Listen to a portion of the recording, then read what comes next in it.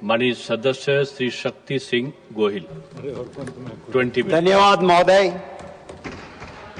देश के नागरिक चैन की नींद सो सकते हैं हम, क्योंकि सरहदों पर हमारी सेना दिन रात सजग रहती है।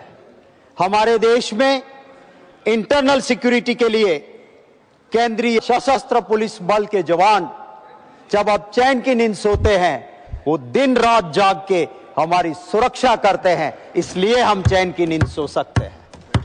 बड़े दुख के साथ कहना चाहता हूं, ये जो बिल आ रहा है वो केंद्रीय सशस्त्र पुलिस बलों के मनोबल को तोड़ने वाला है। आप कहोगे कैसे? मैं एक सीधा एग्जाम्पल देता हूं। अगर हमारे घर में, हमारे परिवार में डिसीजन लेने वाला हमारे परिवार का मुखिया रहता है, हम खुश रहते हैं। पर अगर डेप्यूटेशन पे बाहर से आके घर का मुखिया कोई बनाएगा, क्या हम खुश रह पाएंगे? ये बिल क्या कह रहा है सर?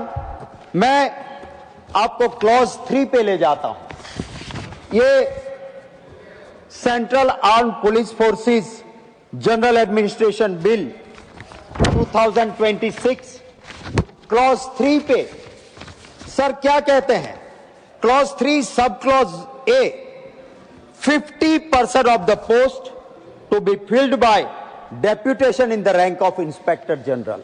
आईजी पे 50% बाहर से लाए हुए लोग डेप्यूटेशन में लगेंगे। Sir minimum 67% of the post to be filled by the deputation in the rank of additional director general. ADGP की पोस्ट 67% मिनिमम बाहर से लाके भरने की कोशिश है।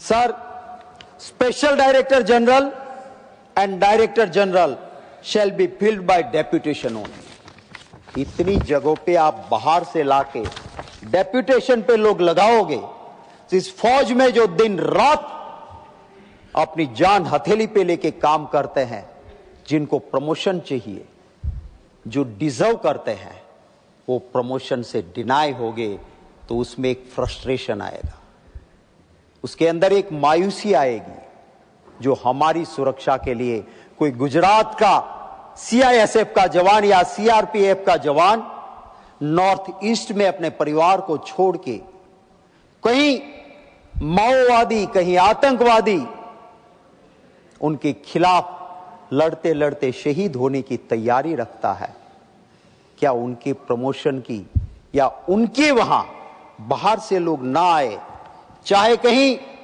चुनाव हो, चाहे एयरपोर्ट हो, चाहे हमारी पार्लियामेंट हो, इस सुरक्षा में लगे हुए केंद्रीय सशस्त्र पुलिस बलों की वजह से हम सुरक्षित हैं। आज हम इस बिल के जरिए उनके पर काटने में लगे हैं और इससे जो नुकसान होगा, उस नुकसान को हम सबको समझना होगा। मैं महोदय जरूर ये कहता हूं कि हां, अधिकार है पार्लियामेंट को कि कोई भी कानून पारित करे। हां, अधिकार है सरकार को कि कानून लाए, कानून में बदलाव भी लाए, कानून को रद्द भी करे, सरकार का अधिकार है। पर वहां पे 2 पैरामीटर्स लगे हैं। एक, वो कानून राष्ट्र के हित में और जनता के भले के लिए होना चाहिए, और दूसरी कंडीशन है कि कोई भी कानून कॉन्ट्ररी टू द कॉन्स्टिट्यूशन, संविधान से विपरीत नहीं होना चाहिए, ऐसा कानून नहीं होना चाहिए। मैं महोदय, मुझे पता नहीं कि सरकार ने सुप्रीम कोर्ट के उस जजमेंट को जो 23 मई 2025 को ऑनरेबल जस्टिस अभय एस ओका और ऑनरेबल जस्टिस उज्जवल भोयान जी की पीठ ने दिया है, उसको देखा है कि नहीं। सर इस जजमेंट के अंदर 3 चीजें कही गई। इन्हीं केंद्रीय सशस्त्र पुलिस बलों को पिटीशन के अंदर सेवा भर्ती नियमों में सभी परिणाम लाभों सहित 6 माह के भीतर आवश्यक संशोधन किया जाए। 1, 2, 6 माह के भीतर कैडर समीक्षा पूर्ण की जाए। 3, 2 वर्षों के भीतर महानिरीक्षक, आईजी, एसएजी स्तर तक प्रतिनियुक्ति के पदों में चरणबद्ध कमी की जाए। और यह जजमेंट के अंदर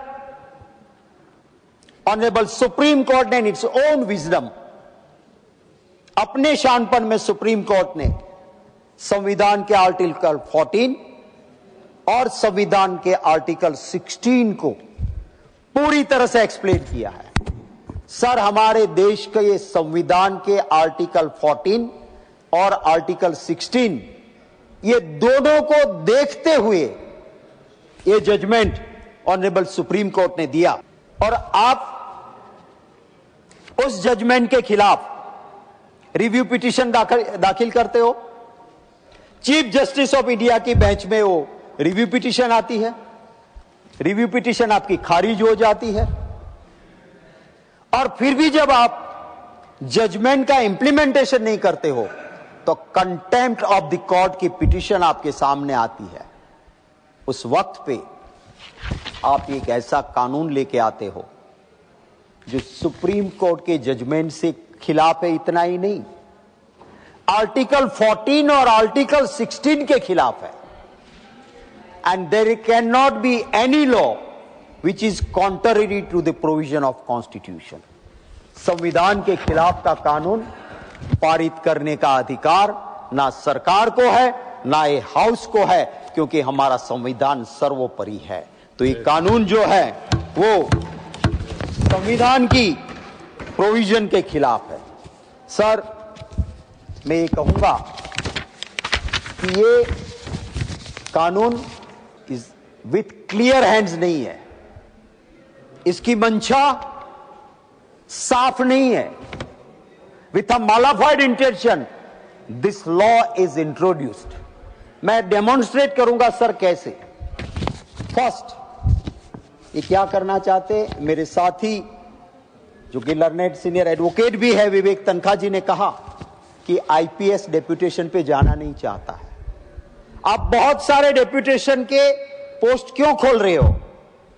क्योंकि अगर कोई नॉन करप्ट और अगर कोई स्ट्रिक्ट आईपीएस ऑफिसर स्टेट में कहीं काम कर रहा है, आपको वहां से उनको हटाना है। कहां लेके जाओगे? यहां आपने एवेन्यू खोल दिया कि डेप्यूटेशन में केंद्रीय सशस्त्र पुलिस बल सीएपीएफ में डाल दो, तो वहां आपके लिए रास्ता खुला हो गया। दूसरा, अगर आपके सीएपीएफ, जहां पे रिजर्व पुलिस फोर्स, जहां पे बॉर्डर सिक्योरिटी फोर्स, जहां पे Indo Tibetan border police force, सशस्त्र सीमा बल, central industrial security force CISF, ये दिन रात मेहनत करते हैं। अगर उन्हीं में से प्रमोशन लेता लेता कोई डीजी बना है, कोई आईजी बना है और आपके ट्यून पे डांस नहीं करना चाहता है, तो आप वहां पे डेप्यूटेशन के लाके बिठा दोगे अपने बंदे को, ताकि वहां जो अपनी मनमानी है वो कर सको। Only with this modified intention this law has been introduced in the house, और इसलिए मैं इसका विरोध करता हूं। इतना ही नहीं, मैं इस हाउस के सभी मेरे साथियों को कहता हूं कि दलगत राजनीति से ऊपर उठ के आप इस कानून को यहां पास करने की बजाय आप भेजिए सिलेक्ट कमेटी के पास और इसका अध्ययन करवाइए। जो आपकी सेवा में दिन रात लगे हैं, जो इस देश की सुरक्षा के लिए अपनी जान देने को तैयार है, आपने उनसे डायलॉग किया कभी? आपने उनसे बात की? कोई भी कानून लोकतंत्र में जब ऐसे जाबाज जवान हमारे, उनके लिए आप ला रहे हो, तो क्या आपका यह फर्ज नहीं है कि उनसे संवाद हो कि आप क्या चाहते हो? अगर उस पोस्ट में इतने सारे प्रमोशन हम रोक देंगे, ऑनरेबल सुप्रीम कोर्ट ने वेरी वाइजली एंड राइटली कहा कि selection of process is not important, आप ऑफिसर में कैसे सिलेक्ट हुए वो जरूरी नहीं है, आपकी ट्रेनिंग कैसे हुई है। और मैं दावे के साथ कहता हूं सर, केंद्रीय सशस्त्र पुलिस बलों में जिनकी ट्रेनिंग होती है वो और एयर कंडीशन में बैठने वाले ट्रेनिंग से कहीं बेहतरीन, कहीं कड़ी ट्रेनिंग होती है। और वो दिन रात, वो कहा जाता है कि उनके ग्राउंड में जो घास उगती है वो पानी से नहीं, हमारे जवानों के पसीने से वहां पे घास उगती है। इतनी मेहनत ये करने वाले लोग हैं सर, उसको हम हटा के उनकी मेन पेस्ट पे लगाना चाहते हैं, वो किसी तरह से मैं मानता हूं कि ठीक नहीं होगा। सर, इस फौज में जो काम करने वाले केंद्रीय सशस्त्र पुलिस बलों में 54 ऑफिसर्स शहीद हुए। सर, कई जवान जिन्होंने दृष्टि गुमा दी, किसी का पांव गया है, किसी का हाथ टूट गया है, कई नक्सलवाद में काम करते हुए ब्लास्ट हुआ, शरीर के पुर्जे उठ गए हैं। ऐसी फौज के लोगों के लिए हम ये क्या करने जा रहे हैं? क्या सिर्फ सर सरकारें आती है जाती है? सर, इस दुनिया में कोई परमानेंट नहीं है। सबसे बड़ा युद्ध महाभारत का हुआ, लेकिन उसके बाद आज वही हरियाणा में कुरुक्षेत्र की भूमि है, वहां ना पांडवों के पास कब्जा है ना कौरवों के पास है, दोनों का चला गया है। आप हो या हम हो, एक दिन इस दुनिया से जाना है। कम से कम ऐसे हमारे जांबाज जवानों के लिए ये ना करे, मैं कहना चाहता हूं। सर, ये सरकार वोट बैंक राजनीति में सबके लिए जरूरी होती है, करते हैं, पर वोट बैंक पॉलिटिक्स के लिए भी कुछ जगह इस देश की परंपराएं रही है कि हमने ऐसी जगहों पे वोट बैंक पॉलिटिक्स से ऊपर उठे हैं, और ऐसे अनेक उदाहरण आपको मिलेंगे। पर हर जगह पे वोट बैंक पॉलिटिक्स के लिए काम करना ये भी ठीक नहीं होता है। ये कानून आप जो आज लेके आ रहे हो, उसकी मंशा जो है वो किसी तरह से क्लियर नहीं दिख रही है। सर, पुलवामा में वो सेंट्रल रिजर्व फोर्स के वो जवान शहीद हुए। हम विकसित भारत की बात करते हैं, हमें पुरानी पार्लियामेंट पसंद नहीं आती है, हम 28,000 करोड़ खर्च करके नए बिल्डिंग बना सकते हैं। उस देश की सुरक्षा में लगे हुए जिनको शिफ्ट करना था, उनका एक मुखिया कहता है, अरे वहां के गवर्नर साहब भी बोले, कहा गया था कि एयरलिफ्ट करो, जो एटमॉस्फेयर है, जिस कॉरिडोर से हमें पसार होना है, वहां पे फुल रिस्क है, हमको एयरलिफ्ट करो। आपने एयरलिफ्ट नहीं किया और वहां से काफला निकला। वो कमजोर इंसानियत के दुश्मन उन आतंकवादियों ने हमला किया और पुलवामा के अंदर हमारे केंद्रीय सशस्त्र पुलिस बल के जवान शहीद हो गए। उसके बाद चुनाव में कुछ पोस्टर्स लगे सेना के उन ड्रेस के साथ, पर उस केंद्रीय सशस्त्र पुलिस बल के शहीद हुए जवानों के लिए क्या किया हुआ है? जब अगर गृह मंत्री जी चुनाव से वक्त मिल जाए, सुनने के लिए तो नहीं बैठे हैं, जवाब देने के लिए कम से कम वो आ जाएं, तो इस बात का जवाब दे हमको कि क्या आपने उसको शहीदी का रैंक दिया? पैरामिलिट्री फोर्स में काम करने वाले हमारे वो जाबाज जवान दिन रात जो जान हथेली पे लेके देश के लिए लड़ते हैं, क्या आपने उन शहीदी के लिए, उनके लिए कोई चिंता की है? सर, मैं ये जरूर कहूंगा कि आज आप ये कानून लाके उन जवानों को मायूसी और फ्रस्ट्रेशन में तो भेजते हो।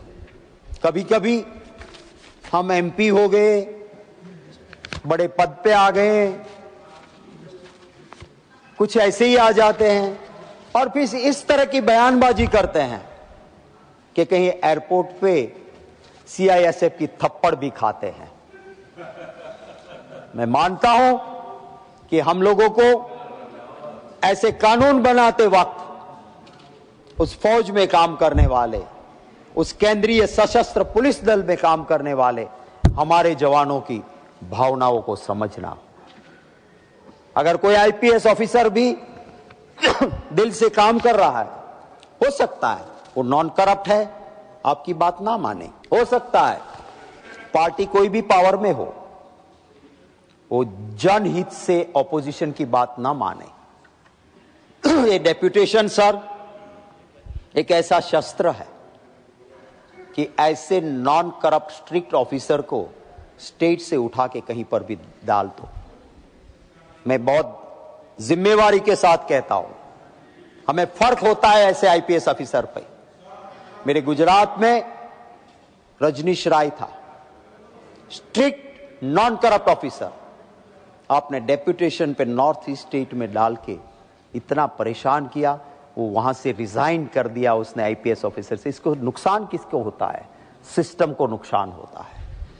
जिसकी अडवाणी जी ने तारीफ की थी लोकसभा में कि 332 बच्चों की जान एक आईपीएस ऑफिसर राहुल शर्मा ने बचाई थी, उस राहुल शर्मा को परेशानी कर करके उसने रिजाइन करके हाईकोर्ट में प्रैक्टिस शुरू कर दी। नुकसान किसका हुआ? इस सिस्टम का नुकसान होता है जब कोई नॉन करप्ट अच्छा ऑफिसर रिजाइन करता है। सर, एक आईपीएस ऑफिसर गुजरात की हाईकोर्ट की डिवीजन बेंच बहुत बेहतरीन आईपीएस ऑफिसरों में से चुन के उसको एक एसआईटी का हेड बनाते हैं, और वो किसी से डरते नहीं है, वो किसी से परचेज नहीं किए जाते हैं, और एक ठीक एसआईटी का काम करके हाईकोर्ट के सामने देते हैं। उसको डेप्यूटेशन में गुजरात से ले जाके जो डीजी बनना चाहिए, साउथ में उस आईपीएस ऑफिसर को डेप्यूटेशन पे भेजा जाता है, और वो सतीश शर्मा जब रिटायर होने के एक दिन पहले उसको रिमूवल फ्रॉम दी सर्विस करके एक नॉन करप्ट अच्छे ऑफिसर को इसलिए परेशान किया जाता है क्योंकि आज के होम मिनिस्टर को उसने अरेस्ट किया था। क्या ये बदला लेने की कोई जगह है? क्या ये वो जगह है जहां हम नॉन करप्ट और अच्छे ऑफिसर को प्रमोट करने की बजाय, उसको मेडल देने की बजाय उसको डेप्यूटेशन पे भेजेंगे? और यही इस कानून का मतलब है सर। आप कितने आईपीएस ऑफिसर्स को केंद्रीय सशस्त्र पुलिस बलों में क्लॉज 3 के जरिए आप डेप्यूटेशन पे भेजोगे, और इसका इंपैक्ट किसके ऊपर होगा महोदय? इसका नेगेटिव इंपैक्ट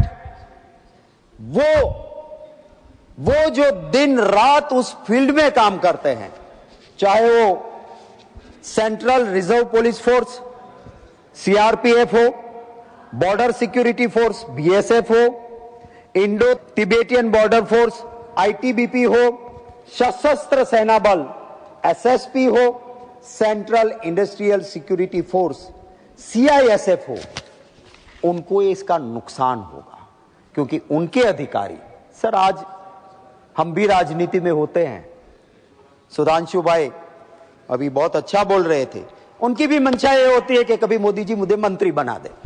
हालांकि ऐसे विद्वान लोगों को मंत्री बनाते नहीं, पर होती है कि भाई एक जगह पे मेरा प्रमोशन हो। और हम जैसे पॉलिटिक्स में तो ये प्रमोशन के लिए क्या क्या नहीं करते हैं। यही चीज मेहनत जान हथेली पे लेके लड़ने वाला ऑफिसर वो चाहता है कि मैं मेरे फोर्स का डीजी बन के रिटायर हूं, मैं मेरे फोर्स का आईजीपी बन के रिटायर हूं, मेरी ही रैंक का आदमी अगर दूसरी जगह पे है तो उसका प्रमोशन हो रहा है तो मेरा भी प्रमोशन हो। उनकी मांग सिर्फ यही है, और इस बिल के जरिए उनकी मांगों को, उनके ख्वाबों को रौंदा जा रहा है, उनके ख्वाबों का सत्यानाश हो रहा है। और हाँ जी, मैं कंक्लूड कर रहा हूं सर, और इसलिए मैं आपके जरिए महोदय, आपके जरिए सरकार से अनुरोध करता हूं कि इस बिल को हड़बड़ी में पास करने की, बहुमत से पास करने की कोशिश ना हो। इस बिल को वापस लेके सिलेक्ट कमेटी को भेजा जाए। डायलॉग कीजिए, आपके हैं, केंद्रीय सशस्त्र पुलिस दल के आपके ऑफिसर्स, आपके जवान हैं, उनसे बात करके फिर इस बिल को लाया जाए। धन्यवाद महोदय।